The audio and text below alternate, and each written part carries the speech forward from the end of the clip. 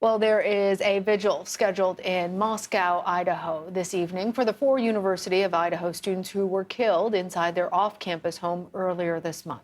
Yeah, it's been more than 2 weeks now since they were murdered, and there are still questions, more questions than answers surrounding this case.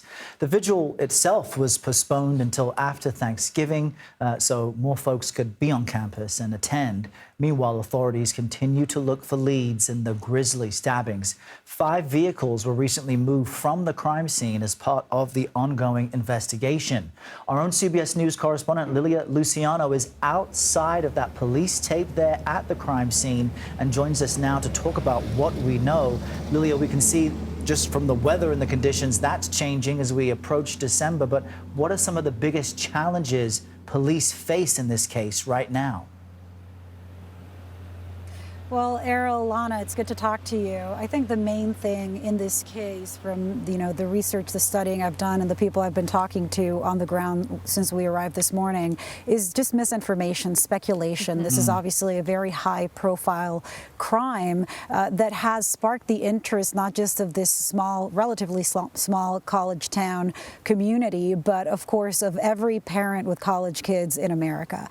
People, are going online. They are combing through the victim's social media. They are studying the police reports. And from the beginning, police have been very tight-lipped. The one thing that they've said somewhat consistently is that they believe that the crimes that happened in this house, the 4 people who were killed on November 13, that those were targeted attacks. But they did backtrack the idea that there wasn't a threat to this community.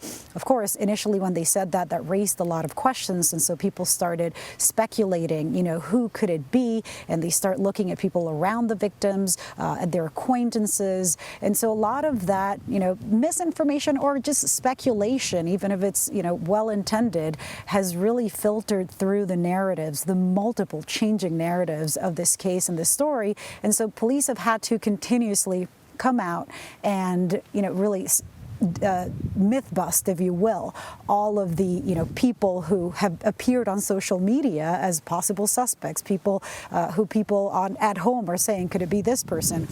And stop the finger pointing. Some of that includes the 2 roommates who survived, who were there on the first floor.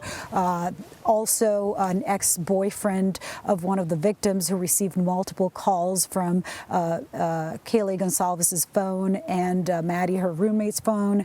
Also, the person who drove Maddie and Kaylee home that night. The man who was seen on a surveillance video when they were getting food before they arrived at home that night. So a lot of the investigation, or what we know from the investigation, is what is not true.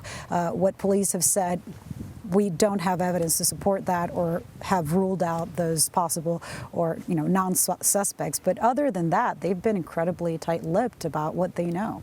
Well, it seems like, and Lilia, we've discussed this because there was so much confusion, especially since there was that bad information that came out in the beginning, where they said there isn't a threat to the community, but they had to walk back a lot of that.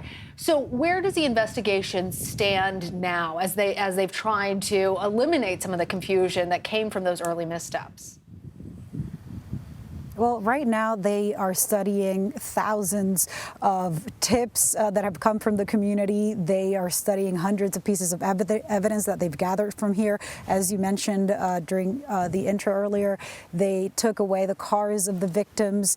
So right now they're just studying, trying to gather any information. But authorities have said that they're not naming a suspect. They don't have a suspect yet. And of course, there's also speculation about the backtracking of information. I mean, did they jump too soon to say that something was or that the attack was targeted, and does that impact their investigation? Now we know that there's other bigger agencies involved. There's dozens of FBI agents that are at their disposal to study this case. And the other big thing in this community is because clearly there's no suspect and clearly there's somebody at large who is capable of committing these gruesome murders, the community is on edge.